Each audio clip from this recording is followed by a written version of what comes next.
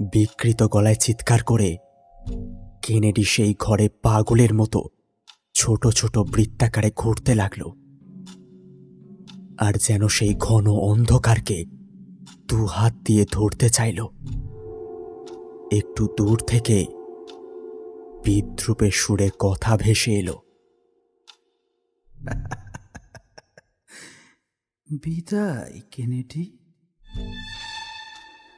তুমি এখন নিশ্চয়ই বুঝতে পারছো যে তুমি মেরির প্রতি কতটা অন্যায় করেছ। খালি একটা ছোট ব্যাপার তোমাকে বলা হয়নি। মেরির বিয়ের সম্বন্ধ হয়েছিল একটা গরিব সামাজিক আদব কায়দা না জানা লোকের সঙ্গে, আর সেই লোকটার নাম জুলিয়াস বার্গার।